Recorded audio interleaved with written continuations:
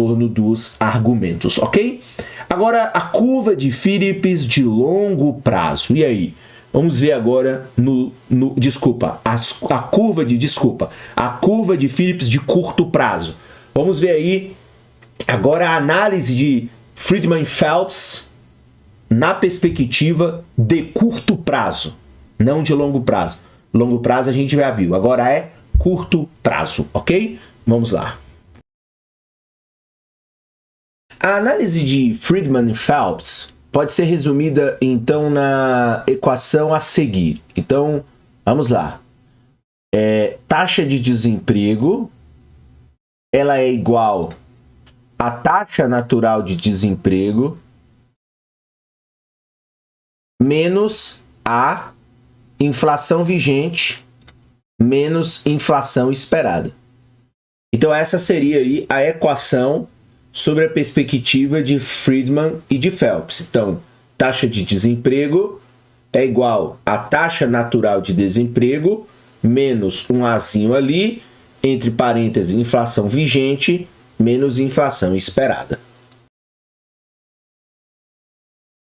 Esta equação, que é essencialmente outra expressão da equação de oferta agregada que vimos anteriormente, relaciona a taxa de desemprego, portanto, a taxa natural de desemprego, a inflação vigente e a inflação esperada. Então, nessa equação de curto prazo, nós temos aí relacionar a taxa de desemprego, a taxa natural de desemprego, a inflação vigente, que é a inflação que ocorre, e a inflação esperada, que é aquela expectativa que os agentes econômicos eles podem ter em torno dessa questão, ok?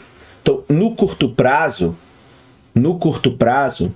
a inflação esperada ela é dada. A inflação esperada ela é dada. Em consequência, uma inflação vigente maior está associada, portanto, a um desemprego menor. Então, no curto prazo, a inflação vigente maior, então inflação maior, está associada a um desemprego menor. E a variável A, ela é um parâmetro que mede o quanto o desemprego reage à inflação inesperada. Então, veja que é uma variável, uma espécie de uma proxy que vai, digamos assim, medir a sensibilidade que o desemprego tem em relação à inflação inesperada. No longo prazo, contudo, as pessoas passam a esperar qualquer inflação que o Fed determine. Portanto, a inflação vigente, no longo prazo, será igual à inflação esperada. E aí, enfim, daria zero, né? Porque inflação vigente, digamos, de 5, menos inflação esperada de 5, então 5 menos 5 dá zero.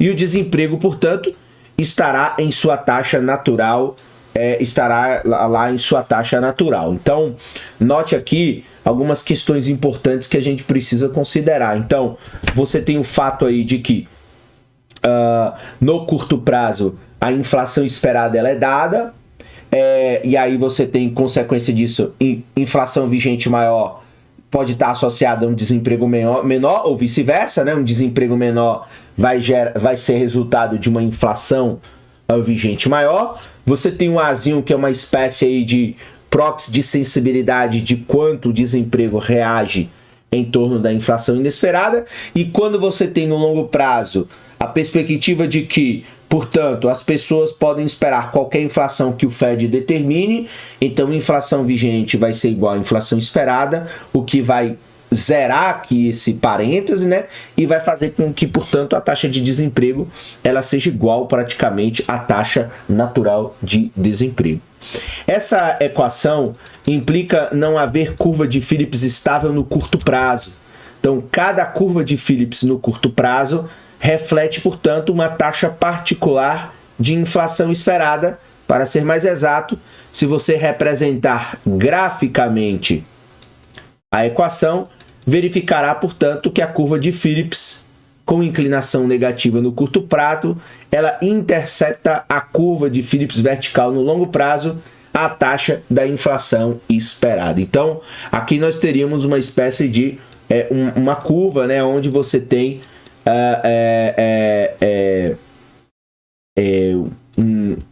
uma representação em que você compartilha curto prazo e longo prazo. Então, voltando aqui, essa equação, ela, portanto, implica não haver curva de Phillips estável no curto prazo. Então, a ideia de que a curva no curto prazo, ela, enfim, está em constante deslocamento. Cada curva de Phillips no curto prazo, portanto, reflete uma taxa particular de inflação esperada. E aí, daqui a pouco, a gente vai ver aqui, na próxima figura, o que isso acontece. Então, verificará que a curva de Phillips com inclinação negativa no curto prazo, ela vai interceptar a curva de Phillips vertical no longo prazo, justamente na taxa de inflação esperada, porque aí você vai ter taxa de inflação vigente igual à taxa de inflação esperada. Sempre que a inflação esperada mudar, portanto, a curva de Phillips no curto prazo, ela se desloca. Então, aí daqui a pouco a gente dá uma olhada em como isso vai ficar do ponto de vista gráfico. De acordo com Friedman e Phelps, é perigoso considerar a curva de Phillips como uma gama de opções disponíveis para os formuladores de política. Então, essa é uma visão aí, ou seja, o Friedman e o Phelps não consideram a curva de Phillips como possibilidades para que os formuladores de políticas gerenciem a macroeconomia. Para entender o porquê disso, imagine uma economia que começa com inflação baixa, com uma taxa de inflação esperada igualmente baixa e com desemprego em sua taxa natural. Então veja, lá na figura 5, daqui a pouco a gente vê ela, a economia, portanto, está no ponto A.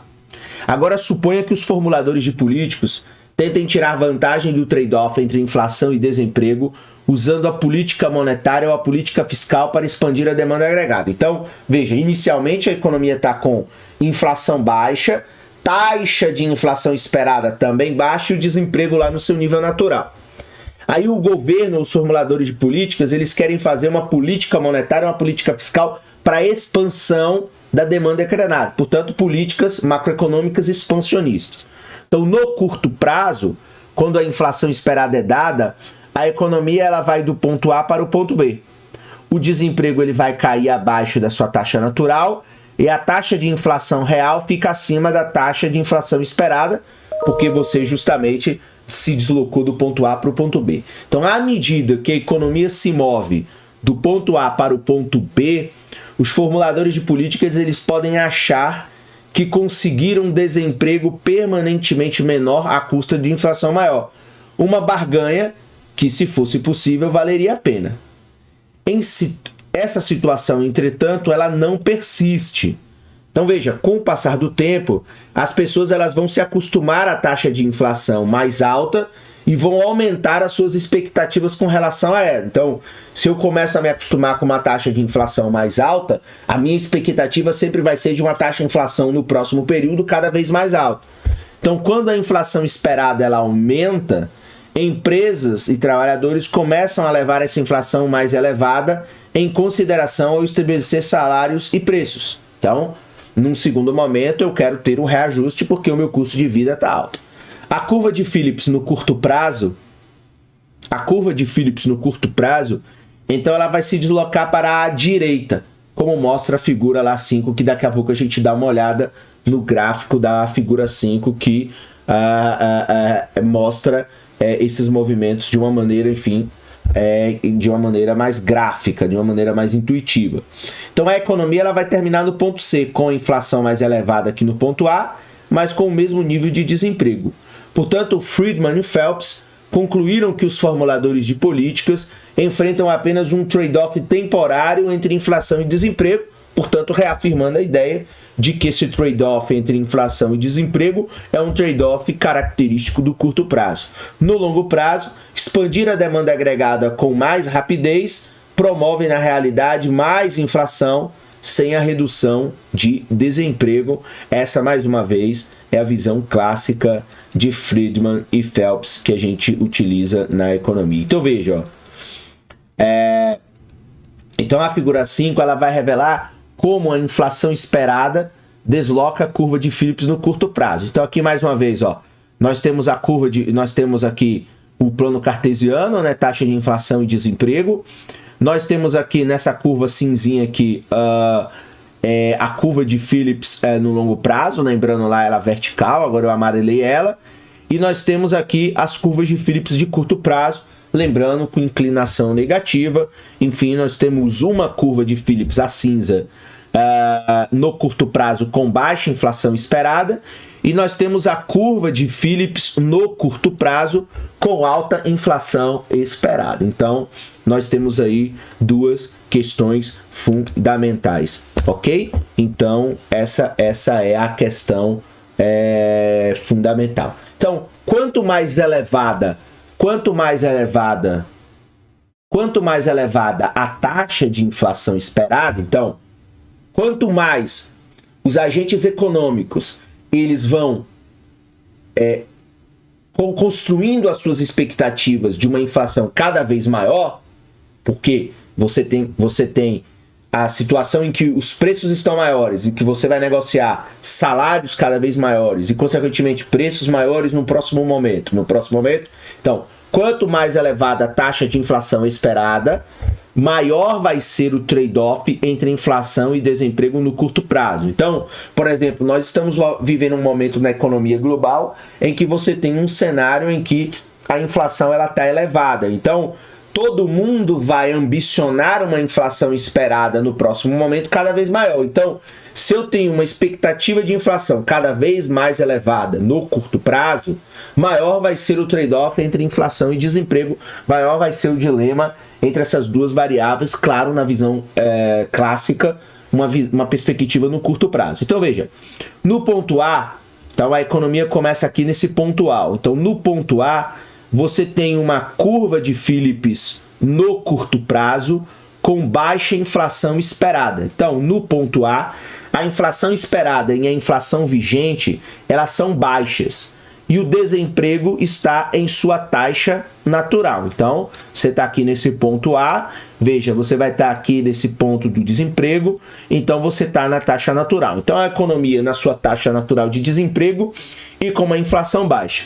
Se o Banco Central ou o Fed, lá no caso americano, adota uma política monetária expansionista, a economia ela vai se mover, portanto, em direção ao ponto B no curto prazo. Então, ela diminui o desemprego, mas ela resulta em um processo inflacionário. Então, o trade-off tradicional é do curto prazo. Então, se o Fed adota uma política monetária expansionista, a economia ela se move do ponto A para o ponto B no curto prazo. No ponto B, a inflação esperada, no ponto B, a inflação esperada ainda é baixa, mas a inflação vigente ela é alta. Então, veja, você no ponto A você tinha inflação baixa e inflação esperada baixa. No ponto B, você tem inflação alta, vigente alta, mas ainda continua com uma inflação esperada baixa. O desemprego está abaixo da sua taxa natural. Então, você diminuiu a taxa natural de desemprego, portanto, você reduziu o desemprego. Então, no longo prazo, a inflação esperada aumentada e a curva de Phillips no quarto prazo se deslocam para a direita. Então, no longo prazo, a inflação esperada ela aumenta. Então, por quê? Porque como agora a inflação está alta, a inflação vigente está alta, a minha expectativa é de que a próxima inflação esperada será mais alta. Então, no longo prazo, a inflação esperada ela aumenta e a economia se move para o ponto C. Então, você sai lá do ponto B, e se desloca para o ponto C. Então, no ponto C, a inflação esperada e a inflação vigente são ambas elevadas. Então, agora você equacionou essa questão da inflação esperada de longo prazo e da inflação vigente agora no curto prazo. Então, elas são altas e agora se equilibrou. E o desemprego, ele aumenta de novo porque ele retorna à sua taxa natural. Então, perspectivamente no longo prazo, seria o argumento lá de que a moeda ela altera, apenas uma expansão monetária, ela altera apenas os valores monetários, que é o lado aqui da taxa de inflação no eixo vertical. No ponto de vista de afetar a economia real, como por exemplo o caso do desemprego, note-se que sobre essa argumentação teórica você não tem uma redução de desemprego no longo prazo. Então, essa é a teoria utilizada aí pelos clássicos e que se apresenta aqui num livro como, claro, um arcabouço teórico da macroeconomia que todos aqueles que se interessam por